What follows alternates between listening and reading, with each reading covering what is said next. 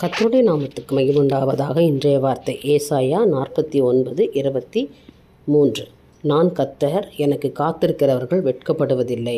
எனக்கு அருமையானவர்களை, நீங்கள் தேவன் பேரில் ஜெபம் பண்ணி காத்திருக்கும் போது நீங்கள் வெட்கப்பட மாட்டீங்க. வெட்கம் என்பது உங்களுக்கு இல்லை. ஏனென்றால் அவர் சொல்கிறாரு, அவர்கள் கண்களுக்கு முன்பாக நான் உன்னை மேன்மைப்படுத்துவேன், நான் வெட்கப்படுத்த மாட்டேன். ஏனென்றால் தேவனுக்காக காத்திருக்கணும், ஆண்டவர்கிட்ட வெயிட் பண்ணணும்.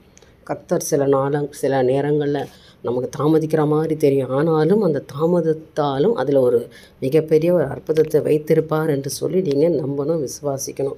கர்த்தர்கிடத்தில் காத்திருக்கிற ஒரு அனுபவம் இருக்கணும். ஆனால் காத்திருக்கிறவங்களுக்கு வெட்கம் இல்லை.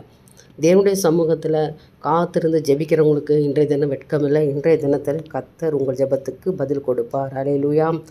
அவர்கள் வெட்கப்படுவதில்லை என்பதை அப்பொழுது அறிந்து கொள்வார்கள். எப்போது ஜெபம் பண்ணி தேவன் உங்களுக்கு செய்ய போகிற அற்புதத்தை பார்க்கும்போது நீங்கள் வெட்கப்படலை என்று அறிந்து கொள்வீங்க. நிச்சயமாய் இந்த நாள் முழுவதும் தேவன் நடத்துவாராக. உங்கள் வெட்கம் இல்லை, கர்த்தர் இரட்டத்தனியான பலனை உங்களுக்கு தருவார். தேவனுக்கே மகிமை உண்டாகட்டும். ஆமென்.